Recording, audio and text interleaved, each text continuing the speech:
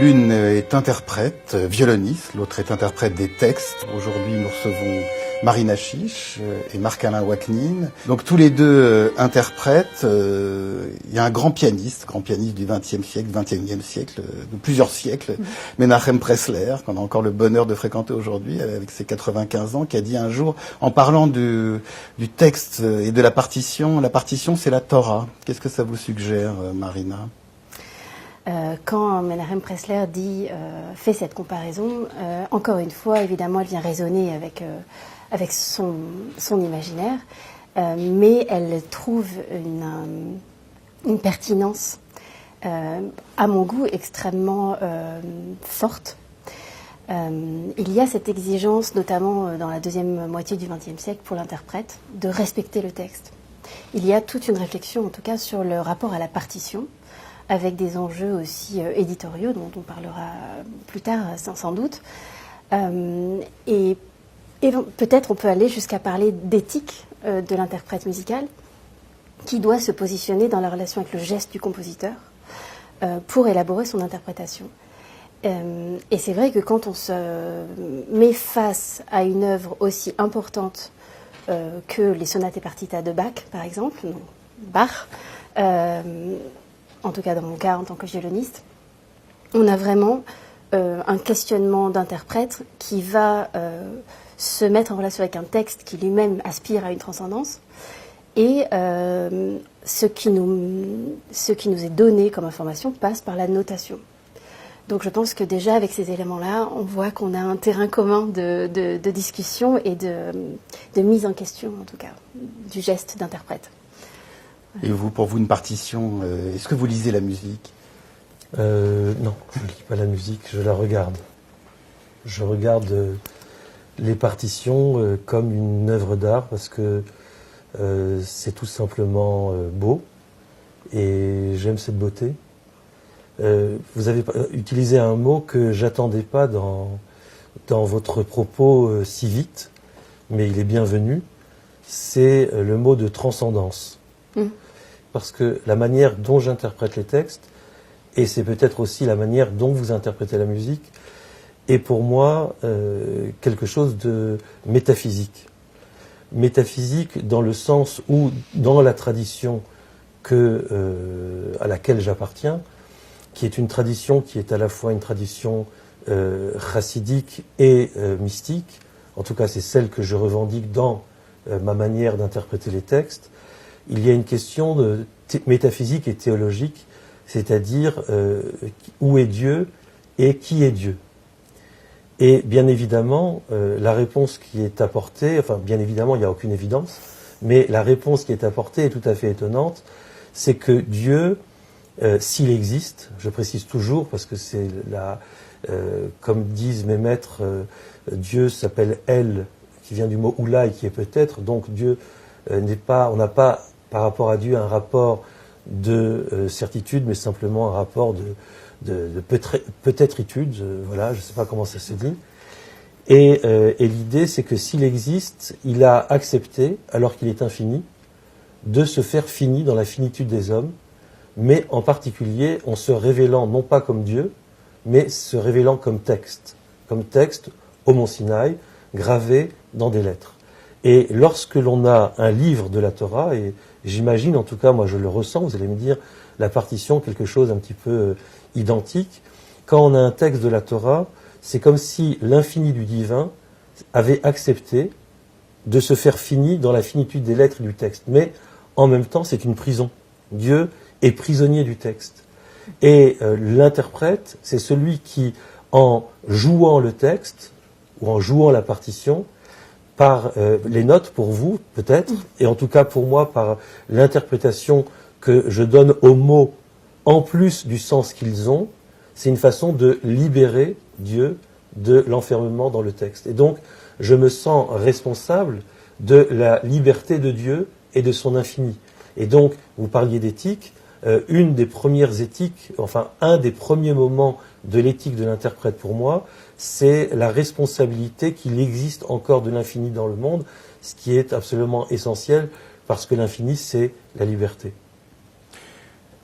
Mais quand même, on a des textes, on a un texte, une partition qui est écrite par un génie, Bach, Beethoven, enfin je ne vais pas tous les citer. Il y a un génie d'un côté, mais c'est un humain. De l'autre, on a un texte qui n'émane pas d'un humain, Marc-Alain Ouaknine. Donc le rapport au texte est quand même pas le même. Je pense que si. Et c'est là que c'est intéressant parce que on est dans le discours prophétique, c'est-à-dire dans le discours de l'inspiration. Et je pense que ce qui rejoint l'auteur d'un texte sacré et l'auteur d'un texte musical qui va entrer dans l'histoire de la tradition musicale au point que son texte devient d'une certaine manière sacré, c'est que les deux sont inspirés, mais pas différemment dans l'esprit, mais différemment dans le matériau. Je ne sais pas ce que vous en pensez, Marina. Oui, je raisonne beaucoup à ce que vous dites. Par exemple, Schoenberg parle de ça dans Le style et l'idée. Et il y a tout un développement du génie romantique, notamment au XIXe siècle, qui culmine dans cet écrit de Schoenberg, d'ailleurs dans une filiation, où il dit être traversé. C'est-à-dire que quand il écrit, c'est plus vraiment lui qui écrit. Donc on a ce geste de génie assez intuitivement dans l'inconscient collectif avec Mozart, par exemple, qui écrit sous la dictée à une vitesse surhumaine. Mais effectivement, avec Bach, cette aspiration, cette transcendance, bon, lui écrit à la gloire de Dieu, donc il y a aussi cette idée de médiation, de réception, de réceptivité à quelque chose qui le dépasse, dans une incarnation humaine à ce moment-là. Mais effectivement, et puis aussi on peut ajouter que le texte peut dépasser l'auteur. Moi j'aime cette idée que la notation nous donne une trace, nous donne un point de départ, mais effectivement nous invite à réouvrir vers cette transcendance, vers cet infini. Est-ce que vous avez le même rapport au maître? C'est-à-dire que vous avez eu des maîtres, et puis vous faites par exemple beaucoup dans vos écrits référence à Lévinas ou à d'autres. Vous, Marina, vous avez eu des maîtres. Est-ce qu'on prend, en même temps, quand dans vos écrits, vous dites qu'il y a un rapport au maître, on ne doit pas uniquement absorber, je pense aussi on doit pas lutter, mais on doit avoir sa propre réflexion. Vous, en musique, enfin, comment ça se passe l'un ou l'autre? Est-ce que pour vous, c'est commun? On dit des classes de maîtres, d'ailleurs, quand on parle de classe avec un maître qui donne des masterclass. Est-ce que pour vous, le rapport est le même? Effectivement, j'ai eu des rencontres extrêmement fortes avec à la fois un legs de tradition, mais aussi là où en tout cas, je les ai identifiés comme des maîtres. Ça a été plutôt des maîtres à penser, parce que des maîtres à lire, en fait. C'est des gens qui m'ont appris à lire la partition. Et à partir du moment où on apprend à quelqu'un à lire la partition, on lui donne aussi les clés de son émancipation. Il me semble. Parce qu'en fait, et c'est là où j'ai tellement raisonné en lisant vos livres, que ce soit dans Bibliothérapie, Tinsum ou Livre brûlé. Vous parlez du chidouche, du renouvellement de l'interprétation, comme l'interprétation n'étant absolument pas définitive. Et donc, j'ai eu des maîtres dans un premier temps qui m'ont appris par une forme d'imitation, une forme donc de transmission de tradition, de voilà, cette pièce-là se joue ainsi depuis toujours, ça fait forme d'autorité. Et là où moi j'ai identifié mes maîtres, ce sont les professeurs, les musiciens qui m'ont montré, voilà une grille de lecture, voilà des clés possibles, et la force du questionnement, la force du quoi, l'idée qu'on va remettre en mouvement, qu'on va réactualiser à chaque relecture le texte, et qu'on va le remettre en mouvement, et j'ai envie de dire même, j'anticipe peut-être déjà un peu, mais de voir le texte se mettre peut-être comme vous voyez les lettres, et les mots bouger, comme d'un coup, de voir le geste qui relie les mots entre eux et qui crée un sens nouveau, puisque le sens va aller dans la relation entre les notes, comme la relation entre les mots. Je ne sais pas si la métaphore... C'est votre sentiment aussi. Moi, je me souviens très bien de mon premier cours de Talmud à la Yeshiva à Aix-les-Bains. J'avais 13 ans. Il s'appelait toujours d'ailleurs Rabbi Rachamim Monsonego. Et il disait toujours au début de chaque cours Gersa Chatsi Havana. Ça veut dire, si je traduis en langage moderne, la lecture de la partition, c'est la moitié de la compréhension. Oui, et donc, nous, on apprenait à lire, c'est-à-dire à ponctuer, à phraser le texte pour pouvoir justement, pour pouvoir l'entendre.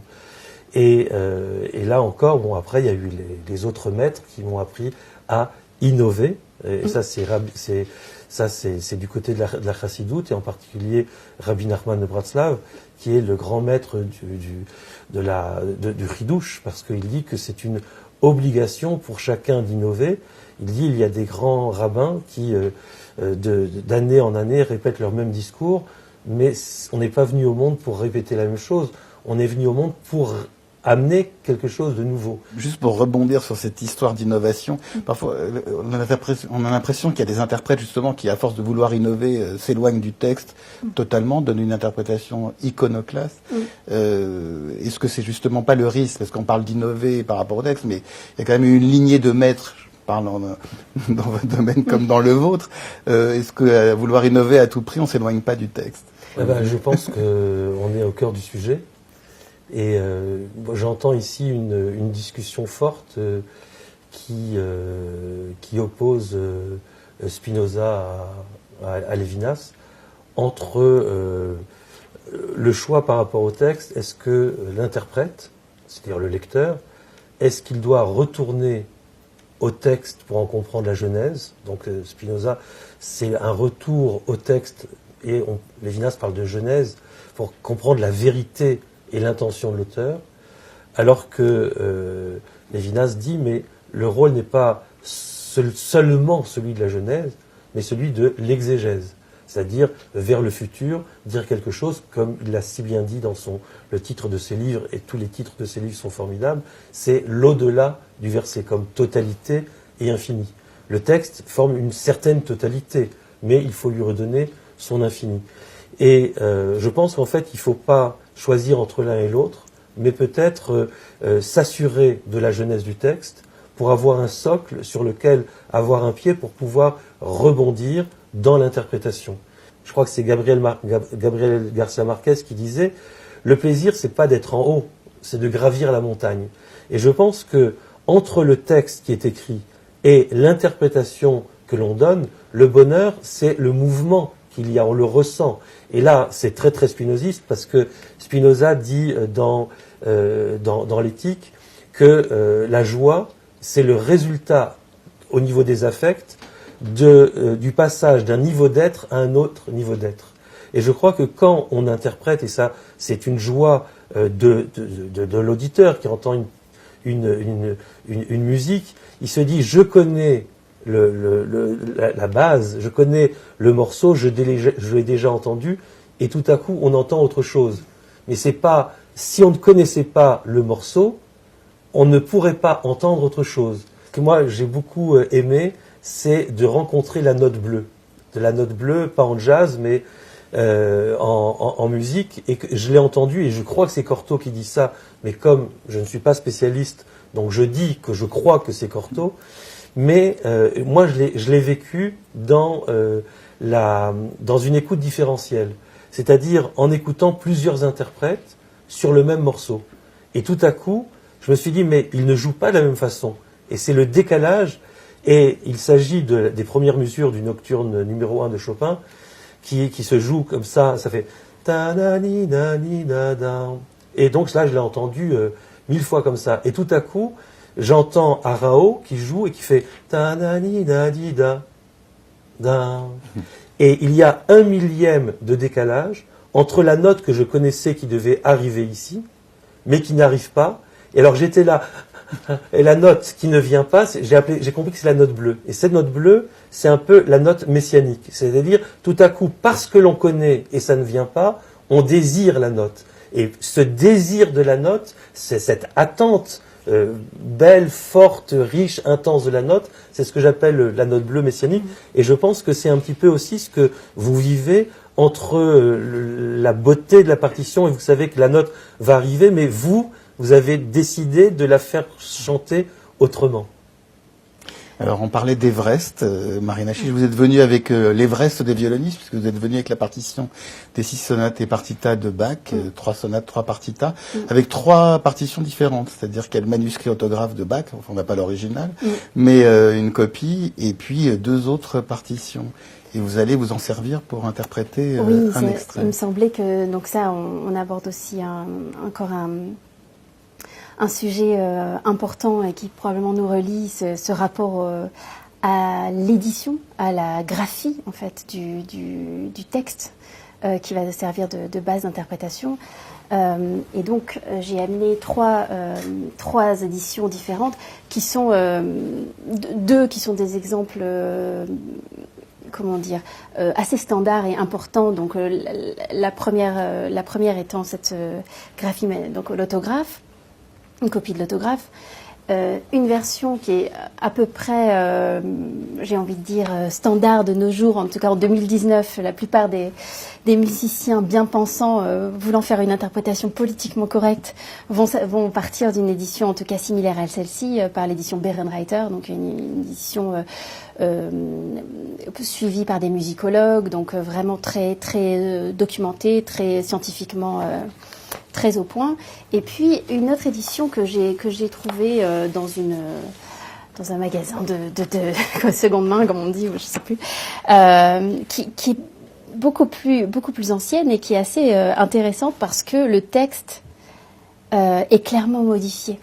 Donc en fait, il y a une suggestion d'interprétation qui n'est pas seulement mise en mots dans un avant-propos, qui est quand même assez développé, mais vraiment incarné en modifiant de manière, avec nos yeux contemporains, de manière assez éhontée, en mettant vraiment imposant l'interprétation, en modifiant du rythme par exemple et certaines indications du compositeur. Et ce qui me semble intéressant de montrer, ne serait-ce que d'un point de vue visuel, c'est l'impact que l'édition a sur notre lecture, et on pourrait parler d'un phénomène psychovisuel par référence à ce qu'on dit pour un contexte psychoacoustique. Donc là vraiment, c'est le fait de lire telle ou telle partition va déjà nous mettre dans un geste interprétatif complètement différent. Pour donner un exemple peut-être un petit peu plus concret de ce que cela peut signifier, si je prends l'adagio en sol mineur, donc qui est la première pièce de la première sonate, si on regarde le début, on a vraiment une succession de notes longues et puis d'un coup de toutes petites notes. Donc au plus ça noircit, au plus la durée va être courte, on va dire.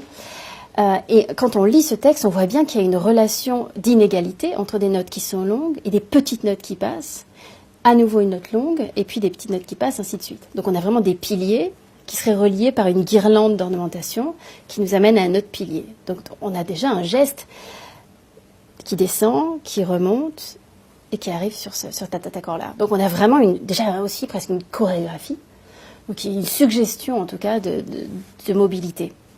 Si je regarde cette partition-là, il y a une espèce de neutralisation de la mobilité. D'un coup, chaque note, c'est alors là sans être dans une description politique, mais chaque note a vraiment un espace beaucoup plus large et une espèce de tentation d'égalité.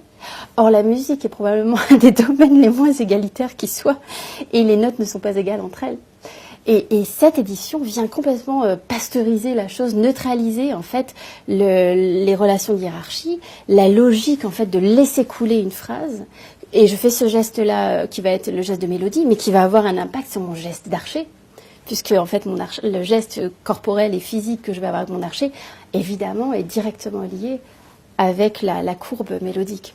Donc si je lis cette première ligne, je vais être tentée de rationaliser, de neutraliser les différences, et je vais un petit peu objectiver le discours. Si je lis l'autographe, dans le geste autographe est déjà encrypté une suggestion de relation entre les notes. Donc vous voulez dire que l'évolution, la manière dont on a écrit les partitions, elle correspondait aussi à une époque, à une conception de la musique aussi. La manière dont on a transcrit... Absolument, donc il y a une historicité des interprétations. Pour autant, le texte est le même, enfin est censé être le même. Et c'est assez étonnant parce que finalement, on pourrait dire que ça, ce serait plus ou moins un point de départ, si ce n'est le point d'origine. Là, j'ai la deuxième édition qui est un point ultérieur où, par volonté de bien faire, on a à la fois une rationalisation et une interprétation qui s'autorise à modifier le texte d'origine. On a une autre étape qui est objectif, on respecte le texte, mais on ne se rend pas compte qu'en voulant respecter le texte, dans un effort un peu scientifique, on vient neutraliser justement ce qui fait l'au-delà du texte. Pour rejoindre ce dont vous parliez, c'est Mahler qui disait le texte, c'est vraiment, non seulement c'est juste le point de départ, mais tout ce qui va faire la musique et l'au-delà, c'est tout ce qui est au-delà du texte, hors de la notation. Et donc finalement, en 2019, pour essayer de se rapprocher à nouveau du texte, on revient à une écriture autographe. Marc-Alain Waknin, quand vous parlez aussi du texte, vous parlez du Ilou, je crois que c'est une sorte de génie du texte, quelqu'un qui a une mémoire extraordinaire. C'est aussi un problème auquel est confronté le musicien, c'est la mémoire du texte. Alors, il y a des musiciens qui en musique de chambre jouent avec la partition la plupart du temps, mais un soliste va jouer sans la partition. Vous dites, je ne sais plus lequel de vos ouvrages, qu'il y a des étudiants de yeshiva, ils plantent une épingle et puis ils savent à quel mot correspond chaque passage de l'épingle. Cette histoire de la mémoire du texte aussi, c'est quelque chose d'essentiel. Oui, là vous faites allusion à un texte de Lévinas qui disait de son maître, qui s'appelle M. Chouchani. C'était des cours tout à fait extraordinaires qui commençaient à 11h du soir, qui se terminaient à 6h du matin. Mais Chouchani s'amusait à prendre une épingle et la planter dans le traité du Talmud qu'ils étudiaient. Et il était capable de dire tous les mots recto-verso qui étaient traversés par l'épingle. Il dit, mais mon maître, M. Chouchani, c'était pas ça sa grandeur. Sa grandeur, c'était capable de faire un lien entre tous les mots qui étaient traversés et d'en développer une pensée.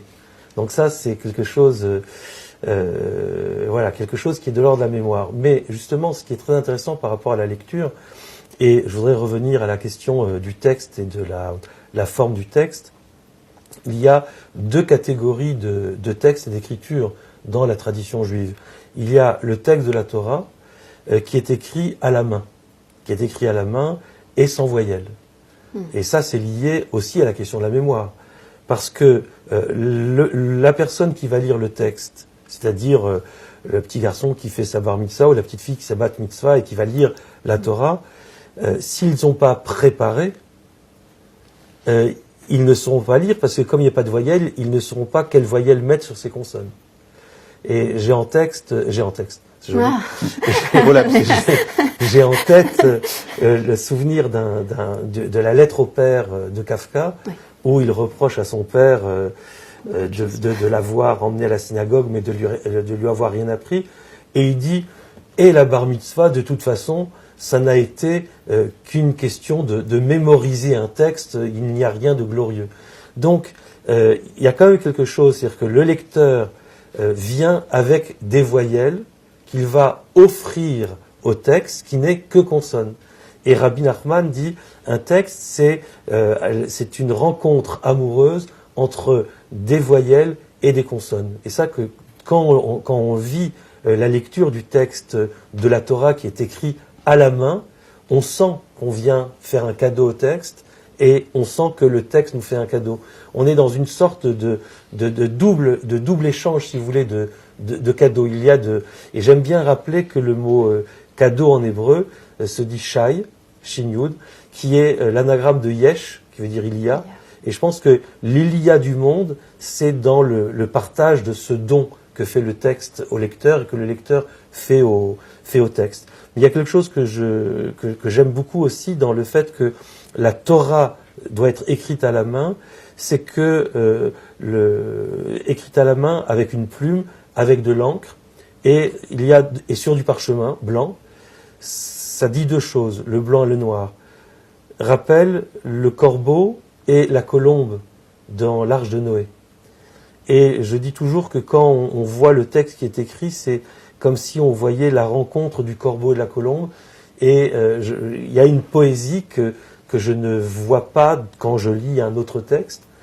Et Rabbi Nachman dit, il faut faire attention, quand on écrit à la main, il y a deux écritures. Il y a l'écriture qui se trace sur le papier, que l'on voit, mais de l'autre côté de la plume, il y a la même lettre qui est tracée dans l'air, qui est invisible, et cette lettre, il faut la respirer, parce qu'elle nous offre les parfums du paradis. Voilà. Et ça, je crois que dans ce que vous aimez, dans le retour à à la partition d'origine ou la plus proche de l'origine, c'est qu'il y a quelque chose d'une poétique, d'une poésie qu'on ne retrouve pas dans le texte imprimé. Dans une yeshiva, en fait, le cours, c'est un concert où le prof est le soliste. Et les étudiants qui ont préparé, qui jouent avec lui en écoutant comment il joue, mais ils jouent par leur oreille, sont en train d'entendre justement cette impulsion qu'il est en train de donner à la partition. Et c'est ça qui fait la richesse d'une étude, parce qu'on peut se demander, mais pourquoi un maître a-t-il besoin d'une classe, si en dehors du fait de vouloir leur enseigner ou lui enseigner à cette classe. Et je peux vous dire par expérience, et d'autres enseignants ne partagent pas toujours cette idée, c'est que pour moi, enseigner, c'est pas simplement transmettre ce que je sais déjà, c'est de partager et de recevoir quelque chose que je ne sais pas encore. C'est-à-dire que le moment de l'étude est une expérience au sens éminemment fort, c'est-à-dire que je me trouve transformé entre l'avant de l'étude et après de l'étude. Et vraiment, pour la première fois, je vous remercie de me le faire sentir, c'est que chaque moment d'étude, c'est vraiment un concert avec le soliste, mais les étudiants qui sont là, il faut bien qu'ils comprennent, et ils le comprennent, parce qu'ils le vivent, dans leur corps, dans leur esprit, dans leur chair, ils sentent qu'ils sont aussi l'ensemble des musiciens qui jouent avec. Et il n'y a pas de passivité de l'étude. Pourquoi ? Parce qu'il y a eu préparation de la partition. Ils ont déjà joué, et ils viennent aussi avec leur jeu préparé. Et je crois que ce qui est intéressant, et je voulais le dire au début, mais ça ne vient que maintenant, comme idée, c'est que dans le texte de la Torah, il y a, c'est écrit dans les éditions imprimées, il y a les consonnes, les voyelles et les signes de cantillation, qu'on appelle les ta'amim. Et le mot ta'am en hébreu, qui est donc le signe de cantillation, qui permet le chant, qui permet la musique, ça veut dire le goût, mais ça veut dire aussi le sens. Ce qui donne le sens aux mots, c'est la possibilité de les chanter, la possibilité que les mots deviennent musique. Et ça, c'est vécu dès le premier mot de la Genèse, Bereshit, qui, dans le Zohar, est pris comme un mot, coupé en deux, lire aux éclats, j'appelle ça, et décomposé, recomposé, et ça écrit le mot Shir Ta'av, qui veut dire désir du chant. Désir du chant. Donc le commencement même du texte, c'est le désir du chant, c'est-à-dire qu'en fait, c'est peut-être même le désir que le texte a d'être chanté, c'est-à-dire d'être interprété par le lecteur. L'un et l'autre, vous avez des textes qui vous accompagnent depuis toujours. Vous, Marina, c'est les sonates et partitas de Bach, par exemple. Vous jouez sans cesse de nouvelles partitions ou des créations contemporaines. Il y a des partitions auxquelles vous revenez tout le temps, comme ces sonates et partitas.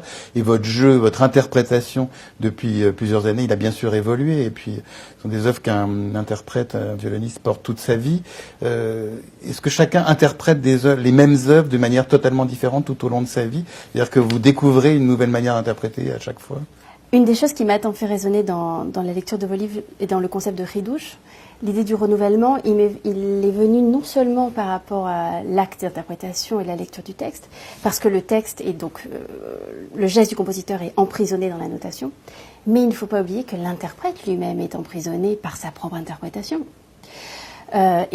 Arriver à se sortir soi-même de sa cage interprétative, c'est un acte de violence à soi-même, et des fois de violence par rapport à la tradition ou à des fidélités qu'on peut avoir avec des maîtres. Et ce que je trouve très intéressant, notamment dans les partitas de Bach, c'est que d'un point de vue personnel, je suis aussi venue raisonner avec un geste de renouvellement d'interprétation plus historique, qui est le mouvement de musique baroque dans les années 70 probablement, où des musiciens comme Gustave Leonhardt, Nikolaus Harnoncourt ont vraiment repensé l'idée de ce qu'on appelle la manière de jouer historiquement informée. Pour vous montrer concrètement comment cela s'incarne, je peux déjà vous parler des archers. Alors, voici un archet qu'on appelle moderne. C'est donc l'archet qui a été développé dans le 19e siècle et qui est une forme d'archet qui s'est stabilisée et donc que tous les violonistes au 20e siècle et au 21e siècle utilisent, qui est assez long et courbé vers l'intérieur. Vous voyez cette courbe comme ça donc qui permet d'avoir on va faire résonner la corde avec le crin, qui est du crin de cheval, en appuyant, en créant des pressions sur la baguette. Mais cet archet, évidemment, n'est pas celui qui était joué à l'époque de ce manuscrit. C'est-à-dire ça, on va dire, pourrait être raccord, historiquement. Mais ça, on est déjà dans quelque chose d'anachronique. Et voici quelque chose qui est aussi venu renouveler mon interprétation, qui là est un archet, alors reconstruit récemment, mais qui s'inspire d'un modèle, et donc un archet baroque de l'époque. Et là, vous voyez, on n'a plus la courbe est de l'autre côté, on est plus dans ce geste de l'arc, l'arc. Donc, et c'est avec ce type d'archet probablement, en tout cas, c'est un des possibles, que cette œuvre a été jouée. Donc vous voyez, on voit bien la différence d'orientation de la courbe. L'archet est plus petit, on a moins de mèches, c'est moins large aussi, et l'archet est moins lourd. Donc on a vraiment une légèreté. On pourrait se dire, c'est un peu comme si ça c'était avec la plume, et là on est dans quelque chose de plus, un stylo ou quelque chose de plus moderne, on va dire en tout cas. Et donc pour moi, ce travail en fait, cet apprentissage de ce qu'on appelle la musique baroque, ou en tout cas une lecture historiquement informée, m'a déjà énormément permis de renouveler ma lecture du texte et puis aussi ma manière d'interpréter et de faire sonner le violon. Évidemment, là ce serait un débat probablement trop long pour ce cadre, mais le violon, les cordes du violon, si on va dans une logique d'authenticité historique, étaient des cordes en boyau. Donc il faudrait que je mette des cordes en boyau sur mon violon. Il y a beaucoup de choses qui se déclinent dans ce sens-là.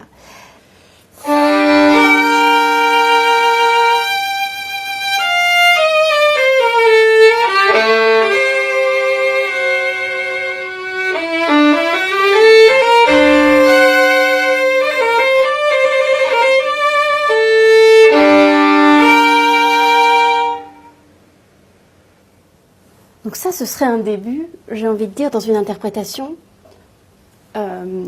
qui va cultiver ce soutien du son, qui donne une certaine grandiloquence à la chose. Après avoir réfléchi donc, dans ce geste historiquement informé, sachant qu'il y a des traités, donc là aussi on est dans le commentaire sur le texte, on a des traités de cette époque de Bach, que ce soit de Quantz ou de Léopold Mozart, le père de Mozart, qui nous expliquent comment lire le texte et comment le jouer. Voilà comment cela pourrait sonner. Encore une fois, sur un violon moderne, mais avec un archet baroque.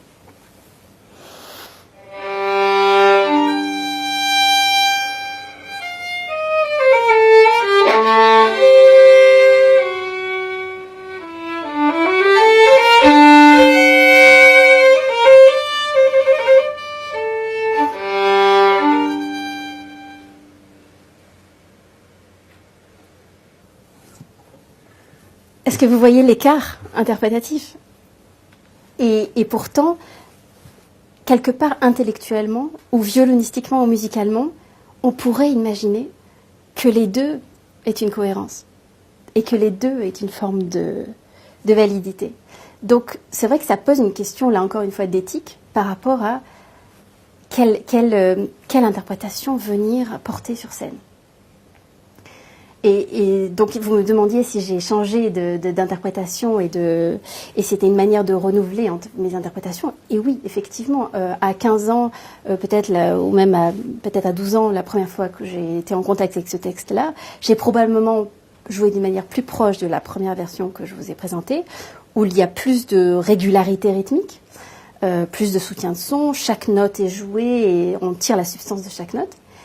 Et maintenant, sans vous dire que ma version ultime est celle que je viens de faire, surtout pas à l'instant, mais elle va peut-être aller plus chercher une vérité du moment, inspirée par cet archet-là, inspirée par l'idée que les notes ne sont pas égales et qu'il s'agit plus d'un geste rhétorique. Donc la grille de lecture, en tout cas, qui me porte maintenant dans Bach, c'est vraiment cette idée de rhétorique musicale. Et vous voulez dire qu'en jouant avec l'archet moderne, on entend beaucoup moins cette rhétorique, c'est-à-dire que c'est le message signifiant, le langage du violon n'est pas le même, on l'entend moins. L'histoire est moins bien racontée.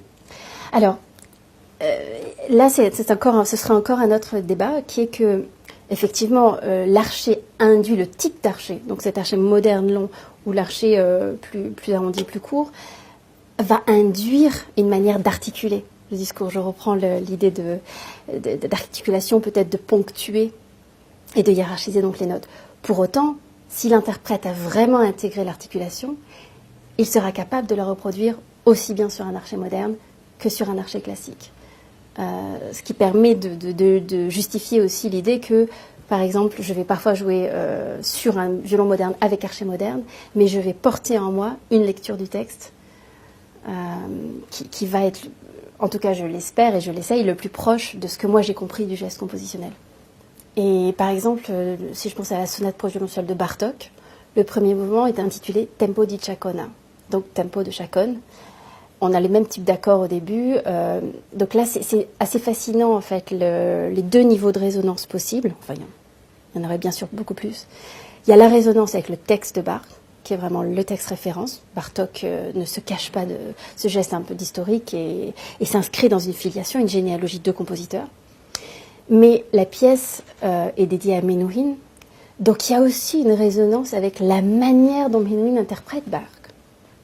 Donc finalement, quand on interprète Bartók, si moi j'interprète la sonate de Bartók, je me mets en résonance j'essaye, avec Bartók, avec sa relation avec la chaconne de Bach, mais je me mets aussi en résonance avec Menuhin et sa manière de jouer la chaconne qui elle-même a provoqué l'imaginaire chez Bartók, qui vient aussi créer une dissonance avec ma manière d'interpréter Bach. Donc on crée vraiment un réseau... C'est formidable, enfin, si je peux commenter, parce que ça rejoint un petit peu une préoccupation qu'on trouve chez Heidegger. Alors je sais qu'Heidegger, c'est problématique, mais dans un texte magnifique qui s'appelle « Qu'est-ce qu'une chose ?», il pose la question de la différence entre une chose et un objet, qui est une vraie question. Et il explique que l'objet, c'est exactement ce que vous avez défini. C'est-à-dire, il prend l'exemple de la cruche, et il dit, si j'ai une cruche devant moi, c'est un objet, même s'il y a de l'eau dedans. Mais il dit, l'esprit de la cruche, c'est de verser de l'eau. Mais l'esprit de la cruche qui verse de l'eau, si elle a de l'eau, c'est parce qu'on a été à la source. Mais s'il y a de l'eau à la source, c'est parce qu'il y a eu une nappe phréatique. Et s'il y a une nappe phréatique, c'est parce qu'il y a eu la pluie. Et s'il y a eu la pluie, c'est parce qu'il y a eu les nuages. Et s'il y a eu les nuages, c'est parce qu'il y a eu l'évaporation. Et s'il y a eu l'évaporation, c'est qu'il y a eu le soleil.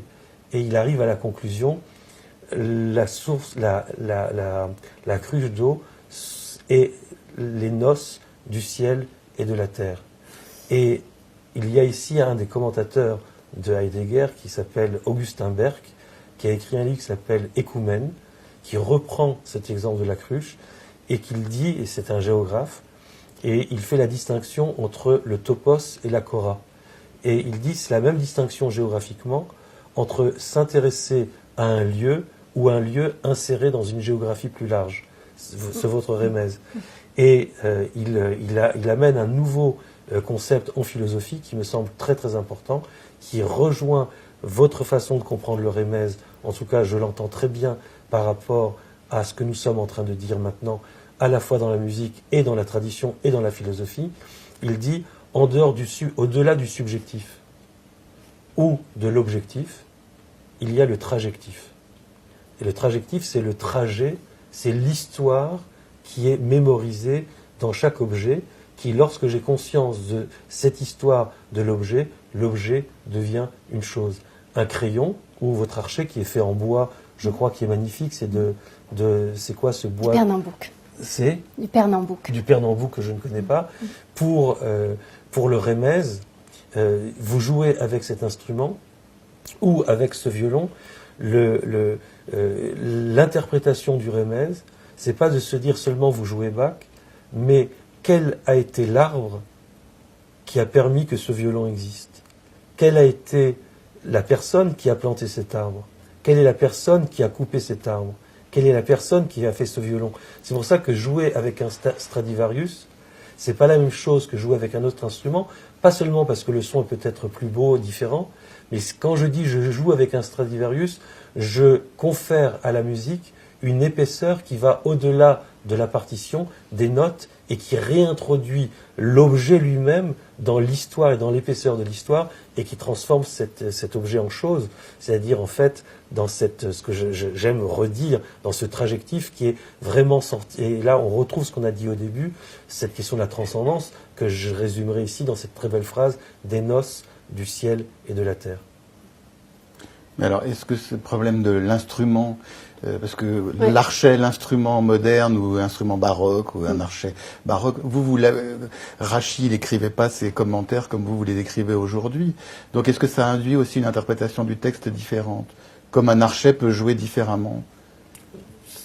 Il y a deux choses, parce qu'il y a la question aujourd'hui, dans la lecture des textes, il y a la lecture, il y a la recherche. C'est évident que les outils que nous avons aujourd'hui, des outils modernes comme l'ordinateur et comme des logiciels ou je sais pas comment ça s'appelle, quand sur Internet on a c'est pas des logiciels, c'est des moteurs sites, de recherche. Il y a des moteurs de recherche, il y a des sites d'études qui permettent de faire des études et de découvrir des choses absolument fantastiques. Je veux dire que on peut critiquer la modernité des outils comme je le fais parce que je suis très très en colère contre Wikipédia, parce que je trouve qu'il y a une sorte justement comment on pourrait dire, du savoir, il y a une sorte d'aplanissement, de décomplexification du savoir, et d'un savoir qui est le même pour tout le monde. Ça devient un réflexe qui est presque angoissant quand quelqu'un... on lui pose une question, il va dire je vais regarder ce que dit Wikipédia, mais l'autre personne va regarder de la même façon, c'est-à-dire que c'est justement tout sauf l'interprétation dont on parle depuis le début de cette rencontre. Mais en dehors de ce réflexe qui est de l'ordre du savoir et pas de l'ordre de l'intelligence, les outils, on a des outils modernes qui permettent d'accéder à une recherche et à des textes différents. Par exemple, si je voulais, d'un point de vue moderne, enfin ça peut être aussi classique, mais quand vous m'avez dit qu'on allait se rencontrer sur Bach ou sur Bach, alors ça dépend, on peut dire Bach et on peut dire Bach. Quand Jacques Loussier écrit un livre sur Bach, et il va l'appeler Bach-Book. J'ai trouvé ça très intéressant, ce mélange de Bach et de book anglais, parce que Bach-Book, c'est la bouteille, en hébreu. Et que Bach-Book, c'est un des personnages, c'est la dive Bach-Book chez Rabelais. Et donc, j'entends quelque chose. Quand vous m'avez dit qu'on va travailler sur Bach, pour moi, Bach, en hébreu, ça veut dire quelque chose. Ça veut dire en toi, au féminin. Et donc, j'ai utilisé un outil de recherche qui me permet d'avoir toutes les occurrences où le mot Bach en hébreu va apparaître. C'est comme ça que j'ai, par exemple, depuis tout à l'heure, un verset qui est dans le Cantique des Cantiques, au chapitre 7, verset 4, si je peux me souvenir.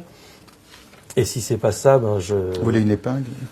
Non, c'est ça. En tout cas, le verset dit « Venismecha Bach », c'est le premier chapitre du Cantique des Cantiques, où la bergère, si on peut dire, dit au berger « Moshreni acharecha norutza » prends-moi par la main et courons. « Eviani ameler chadarav » le roi m'a emmené dans ses pièces et dans l'intimité de sa maison. « Nagila, réjouissons-nous » Venismecha Bach, et réjouissons-nous Bach.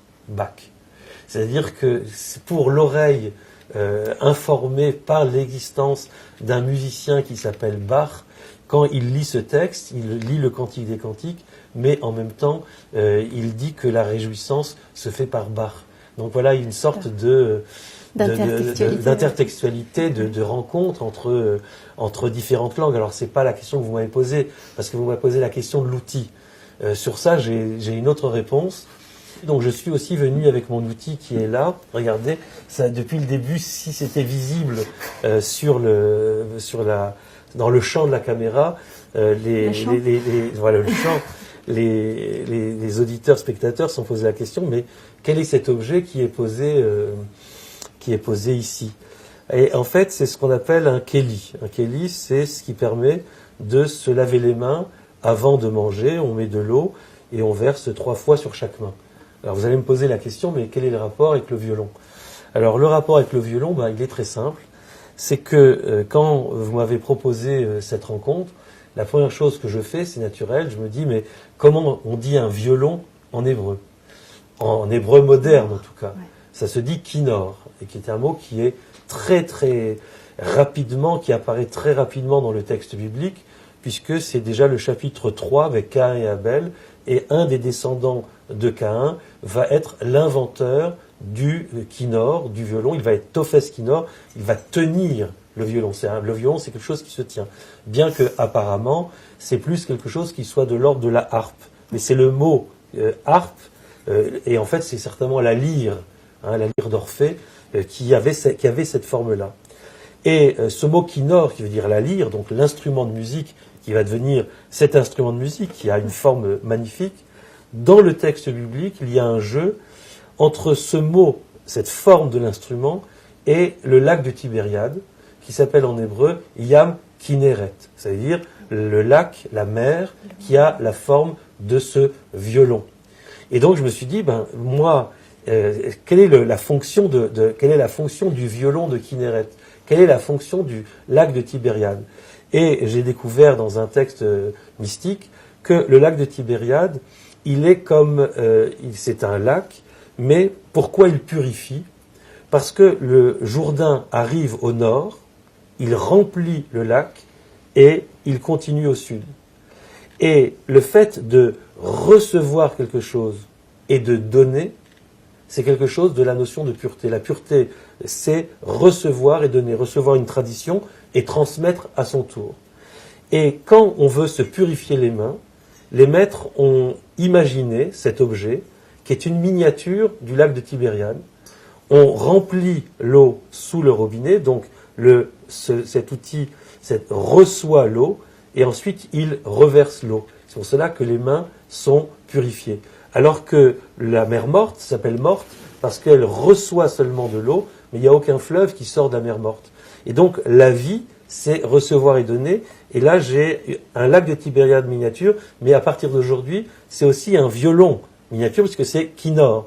Et j'ai pensé, en vous regardant jouer tout à l'heure, que vous avez aussi la main ici, le violon, il y a ici quelque chose, quelque chose qui va passer, quelque chose qui va donner et quelque chose qui va recevoir.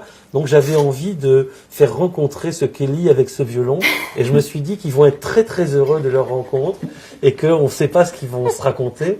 Mais voilà, il faut imaginer un romancier qui sera capable un jour d'écrire le dialogue un soir, une fois que tout le monde sera parti, ils seront tout seuls dans une pièce et le violon racontera sa vie au Kelly et le Kelly racontera sa vie au violon. Maintenant, ça, il faut attendre Shalom Aleichem et son retour pour voir comment il racontera cette histoire.